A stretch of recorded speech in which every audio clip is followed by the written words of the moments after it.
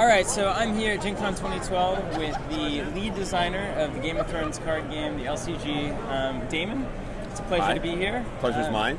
All right, that's a good start to an interview. That's really nice. Let's just kick it off with kind of give me a rundown of your position at Fantasy Flight and what the daily duties of that entail for you. Okay. Well, my official title is Associate Designer. The way that our LCG department is set up, it pretty much means that I'm the designer, developer, and the producer for a Game of Thrones. I also work on Call of Cthulhu as the designer, and I'm turning over the development abilities now to Eric Dolman. I still remain the producer for that, and I am going to be the new designer, developer, and producer for Android. Awesome. I have lots of questions.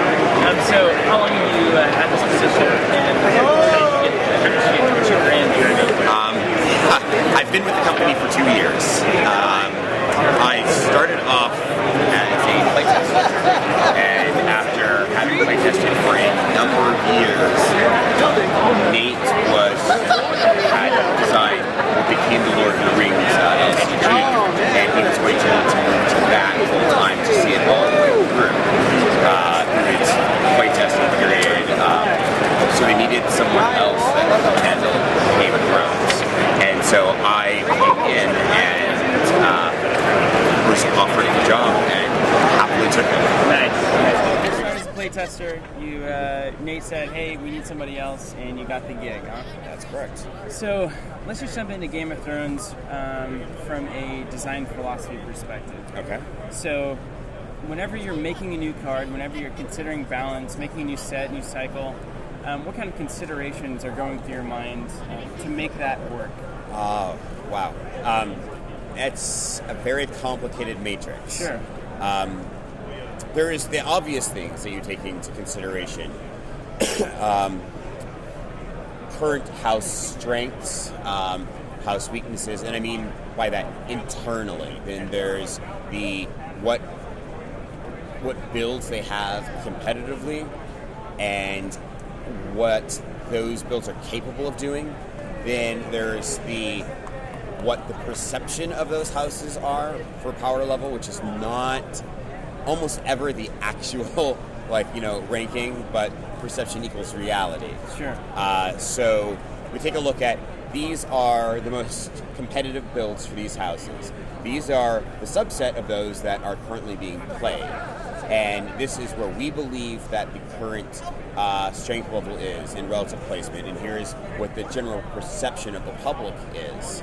And all of that starts to feed into how strong we're going to make certain cards. So a house that is perceived to be at the bottom is going to get a card that's perceived to be very strong. Mm-hmm. Again, perception is reality only up to a point. So if everybody sees this card as being strong, everybody believes it's strong, everybody plays it because it's strong, but given a certain amount of time, if that card is in fact not actually as strong as people see, it starts to fall off. Other cards are released, and that gets people looking at other mechanics, and other people realize, like, oh my god, this card is actually super strong. Gaston Grey is a perfect example. For Gaston Grey has been legal for a very long time. It was only about a year ago that people really, last year's regionals, when people really started keying in that the card was really strong. Everybody else was ignoring the card. It's like, it's a one-for-one trade. My noble for, your guy. My nobles are expensive. I don't want to do that. Mm-hmm. And then they started realizing what the, what level of control that could be, placed on that. Sure, I might be paying to get, for a very expensive character to put back in play every single turn, but I'm always pulling out the most important character in that moment from the board for you. Yeah. So I might be pulling out, my Red Viper for 5 gold for your 3 gold character, but if you losing that 3 gold character means that I win that challenge and you have to kill somebody, or you lose the cards out of your hand that are more important. Particularly if one of the cards that's lost is that 3-cost character, or I just won a 2-claim power challenge against you. Now it's unopposed. That's 3 power. That's a huge game. So it's definitely worth that 5 gold versus your 3 gold. But nobody was picking up on that level of efficiency until about halfway through. At the beginning of regionals, a couple people started playing it and they started winning, and then the last half of regionals was dominated by that card because everybody's like, "Oh my God, this card's amazing!" Nice. So admittedly, it was a card whose efficiency, once discovered, was higher than the meta was willing to cope with. Like, there's lots of ways of handling that card, but it creates such a negative feeling of having it used turn after turn after turn. We had to make some adjustments to it. Again, not for pure balance reasons, but for perception. And like I said, perception is reality. If you think that, Martel Winter is the strongest deck, and everybody in your meta also believes it's the strongest deck, half of you are going to play it, half of you are going to build against it, and most people don't start looking at, what's just playing better? Let me just remove all ideas, all preconceptions, and just start looking at all the cards. What can I build that's really awesome that nobody is currently playing? And what people aren't playing is the one that usually hits people, out of nowhere. Yeah. And then it is perceived as having the higher power level, and then everybody starts attacking against it or starts playing it. So we gain balance by imbalance. So you are keyed in to the active, vibrant meta that is the Game of Thrones. This is not a formulaic, I have 20 points to spend on these abilities in this card. It is, we are altering the perception of the game. Yes and no. There is we call it a base formula that we use that will dictate how many keywords and which keywords, because not all keywords are equal, how many traits and which traits, because not all traits are equal, crests, again, not all crests are equal, strength versus cost versus the number of icons versus how strong an ability is, and all abilities are not equal. Now we can take that and say, this is a 3-cost character after that for start, and this is a 3-cost character for Greyjoy, and those card abilities cannot be the same, even though everything else is, because Greyjoy and Stark play differently. So if they were to be the same effect, something there else would have to change. So trying to say, well, this card is better than this card, and that not being in the same faction, it's really rough to do. Like, everybody talks about, Compelled by the Rock for House Lannister. And like, this card is not broken at all. Except Lannister is not supposed to have efficient attachment control. The moment it does, it loses out its one major flaw, which is it sucks at dealing attachments. Its best attachment card that's legal right now forces you to buy off the attachment. Okay, I'm going to pay this to discard it. The same amount that was paid out. That's not particularly efficient. It's good, it helps, but it doesn't make it to the same level of Targ, which is king of anti-attachment. Yes. They should always have better attachment that's more efficient than anyone else. And when that doesn't happen, the game starts to break down. And that was what was wrong with Compelled by the Rock. Too efficient for a house that's supposed to be weak in it, which is why it's banned. Nice. Eventually, Clash of Arms will be reprinted. Eventually. And that card will be eroded in a fashion that brings it in line with everything else. Fantastic. All right, so I've got 2 questions. Sure. Given that information, first is, it sounds like you have very defined flavors for each individual house. What they're always going to be good at, what they're always going to be bad at. Would you say that they're always going to be good at? Yes, what they're always going to be bad at. Bad is a relative term. Some houses will always be weaker at something, and some houses will always be stronger at something. But, like, say, Stark. Intrigue. It's something that they are weak in. They are the weakest house for intrigue, hands down. They're not bad at intrigue. It just means a very specific build, right? I play a Bolton deck. I can totally take anybody that's not Lannister in an intrigue deck if they're not specifically themselves playing an intrigue style deck. All right, so given that, and what you said about the past, the past cards and how some things get discovered later down the road, do you design cards with the entire card pool in mind that you kind of have ticking back there, where it's like, oh, this is going to be really good once we drop this. I don't know if the players will see it yet, but it's going to create something that someday will be discovered. Not every time that we do stuff is that what's in mind, but every time we design a set, there is always a couple of hidden gems, rubies that are in the Ford sort of thing. So yeah, there's always things that are intended for players to be able to discover. But it's multiple levels.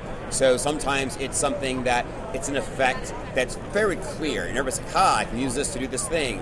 And then you recognize that that same effect used in a completely different way gives you a different impact entirely, and it just changes the identity of that card.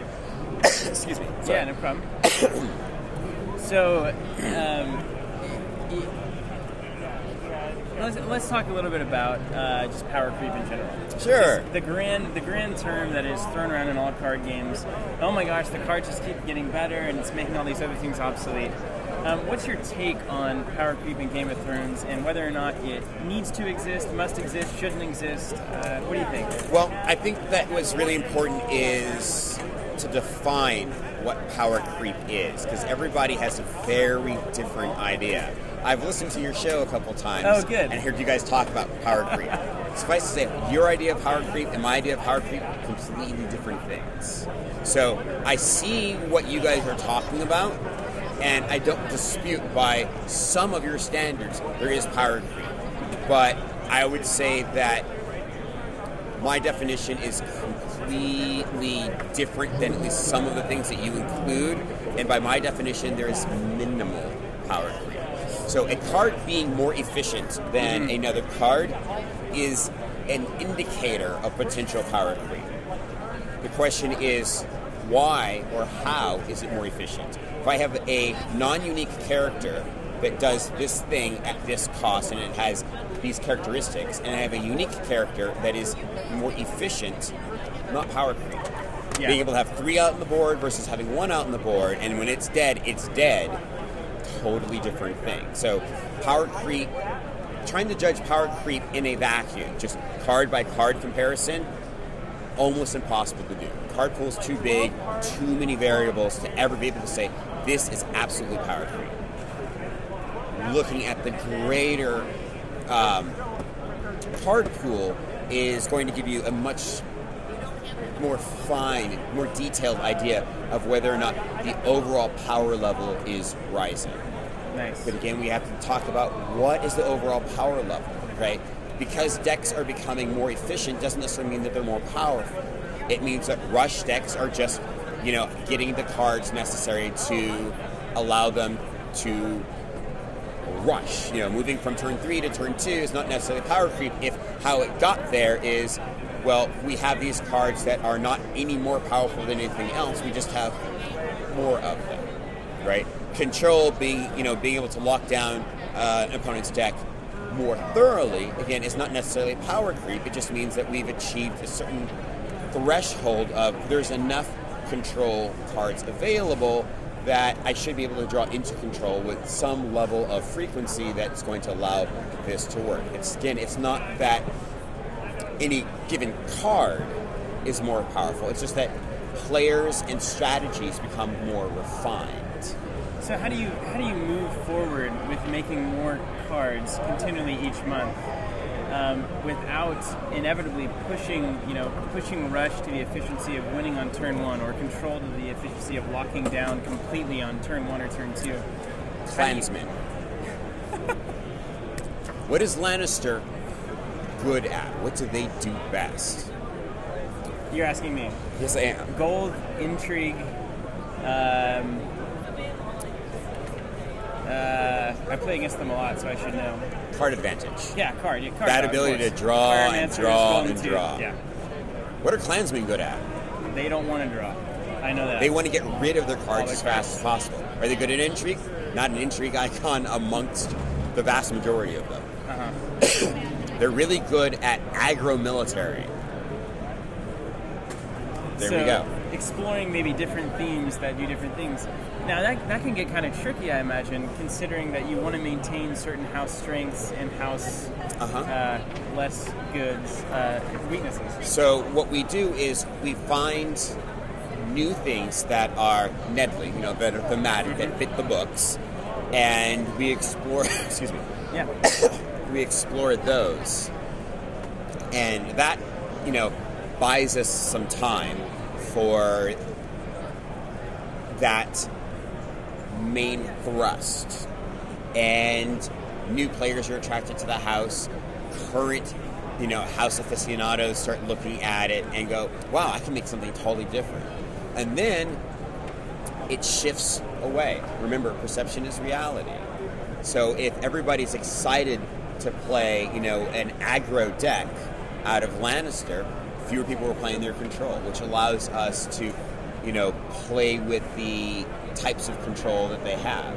And that is something else that we can do, is we can give them control cards, but we give it to them in a fashion that forces them to water down what would normally be a control-based deck.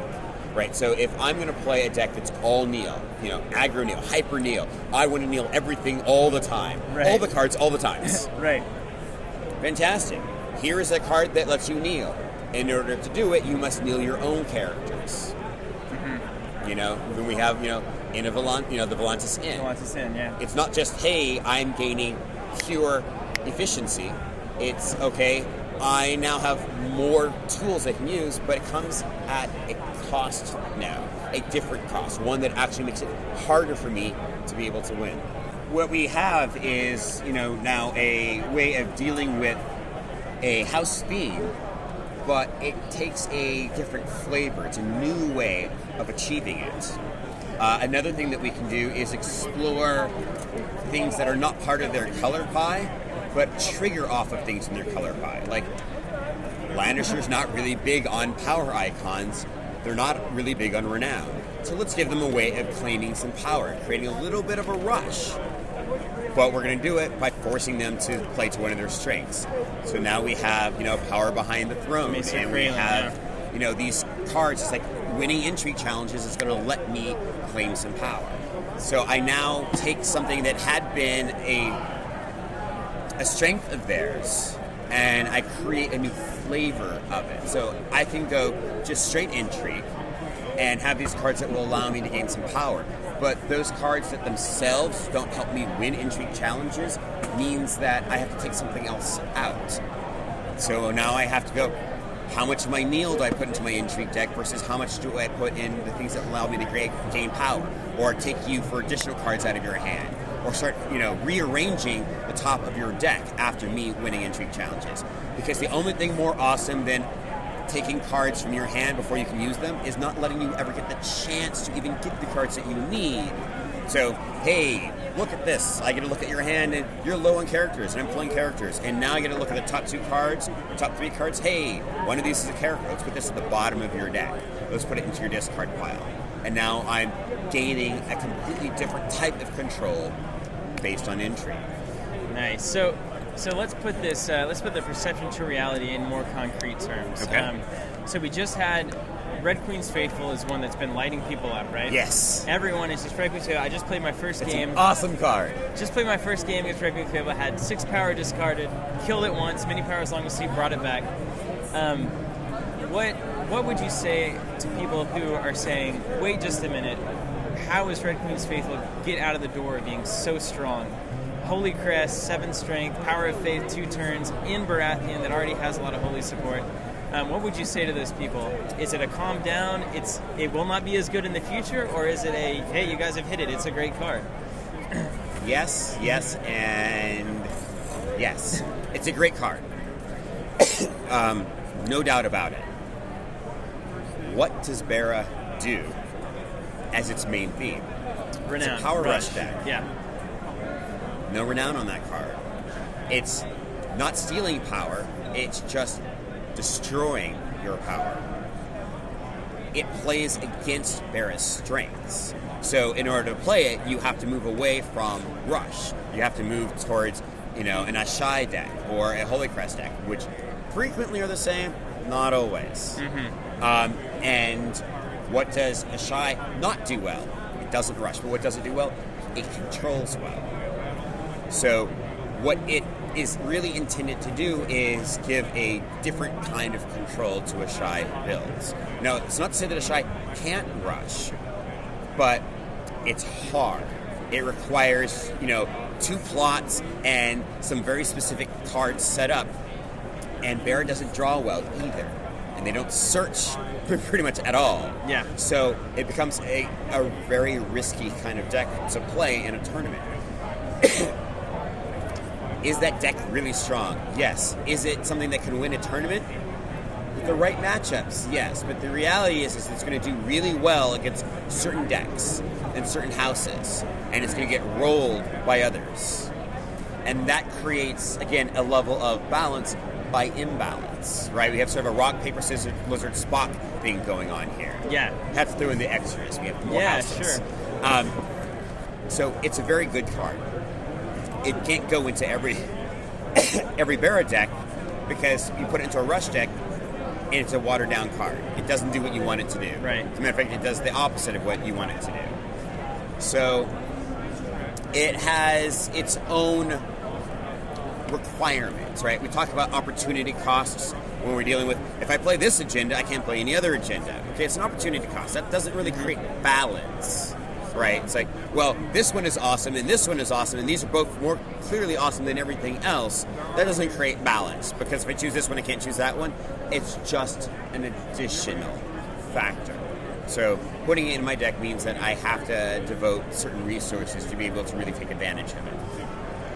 It's a great card. Congratulations on figuring out that if I steal power off of your house, I can put it on a character that you are going to end up having to choose for claim. Yeah. Or that you've chosen for claim because it Moorbound means it hasn't left the table yet. Yeah. Awesome. It's awesome. And it hurts my opponent, but it doesn't really help me. Right? So the card in some ways is almost a trap in the same way that Stark aggro is a trap for new players. Like in the core set, if you're not really a strategic player, Stark tends to win in the core set builds because it's military challenge. Military is easy. It changes the board position. Everybody understands that. Everybody tries to beat Stark at their own game. Oh, you militaried me, I'm going to military you. Oh, I can't beat you. And so they just keep losing character after character after character, and Stark is just sitting pretty. Until the point when the Lannister player realizes, wait, you don't have any little green eyes. And then the decks start playing past each other, and then it becomes sort of a race. And then they both get really good, and they start recognizing that I can beat you at military almost whenever I want, unless you really dedicate it. And I can beat you at intrigue almost anytime I want, unless you really dedicate all your intrigue icons to defending that one.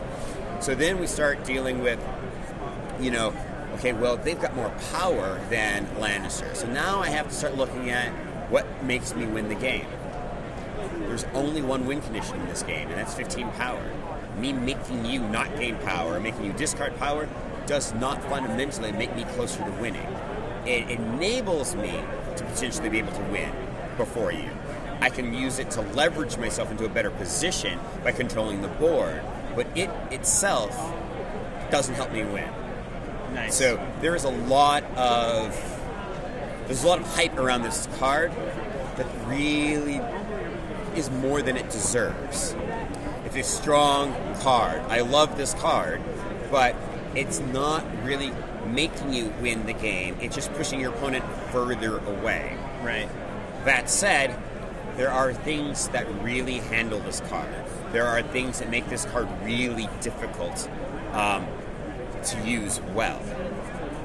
I haven't seen anybody playing them yet. And there's some stuff that's already set, that has already been printed, that is going to be released, that is going to make using that card much more difficult. I mean, to the point where I expect about a third of the people who are including in their decks right now to just stop using it. Ah, interesting. So it was designed with a bell curve. Comes out, people are like, this doesn't do anything. And then people start recognizing, okay, well, I can discard or remove 3 power from somebody. I mean, great. If running a Bara Brotherhood deck, I can pull some power off of houses and stuff, and then but wait, I can pull it onto their weenies, and then they have to kill those guys or kill the stronger guys. Oh my god, if they've done a military and they've done claim for this, I can put that power onto that guy. This card's awesome. That's the top of the curve. We haven't hit the downside yet. Nice. It's coming. So, and if it doesn't come on the player's own, I'll toss out a card that will get people to start looking at things a little differently. No silver bullets, just a card that captures the imagination, and then people start playing with it, and then they realize, oh my gosh, this card solves this problem. So how much of your time right now sitting, thinking, watching Game of Thrones are in the back of your head of you saying, these guys are doing it all wrong right now? I would never say that anybody's doing it all wrong. I would say that the metagame is the metagame. The metagame is not necessarily the game. That's sort of the whole point, is trying to figure out what your opponents are going to play and then building decks that take advantage of that and taking a look at what cards are available and creating the best deck that will allow you to hurt everybody that you play with the most. That doesn't mean that you're necessarily playing the best deck. It's not meaning that you're necessarily even making the best advantage out of your cards from a purely objective standpoint. But again, excuse me, reality is based on that perception. If everybody thinks that your deck, your Greyjoy deck, is the best one, Greyjoy Winter, Greyjoy Choke, oh my god, I can't beat it, then that's the best deck. However you are playing, if you're beating your opponents, greater than 50% of the time, you've got the best deck. You're playing the right way. There may be other strategies, right? We can talk about chess. There are lots and lots of strategies in chess. We can talk about Go. Lots and lots and lots and lots and lots and lots of strategies in Go. Which one is the best? Each one is an answer to something else. And so I start off with an opening gambit that will lead me down a certain path, and then my ability as a player is going to determine how I change and adapt my game against you. And I may use my cards in a very inefficient manner, objectively speaking, but in that moment, it's the best use of those cards. It's all that matters. Nice. So I don't watch and think that people are playing it wrong. I do listen to people complain about certain things or rave about certain things, and I'm like, yep, you're totally right from your point of view. But there's this whole other thing, or several other things that you're missing. It's a 1,000-piece puzzle with no picture to go off of. And each piece can fit together with other pieces. But just because you can create a picture this big off of it doesn't mean that you've solved the puzzle, which is this big. And every time we put out new cards, there's more pieces that are constantly being added to the puzzle. All right, Damon. Well, that is probably the best interview ever. So Thank you. Thanks so much. We'll let you get back to Call of Cthulhu. My pleasure. Thank you, sir. And hopefully we can get you on the podcast sometime and talk about... I'm only ever an email/phone call away. All right, man. Good to hear. So My thank pleasure. you so much. And you heard it here first. It's a 1,000-piece puzzle, and all we have to do is put the pieces together. So thanks a lot. My pleasure. All right, so I caught back up with Damon here real quick because I realized that there was one thing we forgot to ask, and that is the brand new, never, I guess, really been done before mechanic that's coming out in the next cycle, if I'm not challenge mistaken. enhancements. So what's up with this? What's the idea? What's the inspiration? And how's it going to work? Well, so how it works first. A challenge enhancement is going to be a little, we call them bugs, but it's going to be a little symbol that's going to overlay your challenge icons. And each time you have a character that's got one of those on their icon, it's going to allow from a game's rule level to have a different interaction than just that normal challenge mechanic. So in this case, we're introducing the naval challenge enhancement. And when you have the little tiny boat on that icon, it's going to allow you to declare that character as a participant, as an attacker or defender, into a challenge that has already been declared. Nice. So that's a lot of manipulation there, and ability to screw with battle math hard. Yes. So it creates a level of granularity. So the inspiration for it was watching my primary playtest group. My primary playtest group is full of noobs. They're all new players, and as soon as somebody has reached a year, they're out of the group. They go into the secondary group, which is all experience. So the vast majority of the people who play this game, and by vast majority I mean like well over 80%, are social players. They will never play in a tournament, and so we need to keep the game always something interesting and compelling for them. That is not at odds with what people like us want, with that competitive side. Mm-hmm. It's just a case of keeping certain things in mind, knowing when to create something that is a true level of complexity, and then when something is just more intricate. In this particular case, one of the things when I teach new players that they will frequently try to do is, okay, I'm going to attack with these two characters. Great, I'm going to defend. Okay, well, I'm going to attack with this guy too. No, one declaration phase. All of them all at the same time. Mm-hmm. Except for now. So now there's actually a mechanic that will allow new players to do that thing that they want to do so frequently. In its own way, it almost becomes like a challenge stack, right? So one of the things that I love about teaching this game is that it doesn't use a stack in general. If I want to do something to you, I just have to, balls up and do it. Mm-hmm. I can't go, I'm going to do this, and then you go, okay, well then I do that instead. I'm like, okay, well my thing should totally have done that to you, but because it's a first in, last out kind of thing, and you got the last effect in, yours takes place first, and now mine just fizzles. It's hard to teach new players how that makes sense. Like once they pick it up, it's pretty simple. Yeah. But just getting them past that idea of, oh, I can do something that will happen before, after. It's a hard thing to catch. So you play it and you do it. But this allows for just a little bit of that. Oh, well, you've done that for your challenge. I want to add this guy in also. I'm like, okay, well, I'm going to add this guy in. Okay, well, I'm going to add this guy in. Okay, well, I'm going to take that guy out. Okay, well, I'm going to add this guy in. And I'm going to play this event card. And so it just creates a greater level of player interaction, a little bit more back and forth. So yeah, it does totally mess up the battle map, but at the same time, it makes for a much more rich play experience. It's no longer just hey, I've got deadly, and so I don't want to defend. It's like, I'm going to put in this little weenie, but I got 3 guys with naval. And you're like, okay, is he going to commit all of that? Is he going to commit a little bit of it? It starts to become a little bit like bluffing.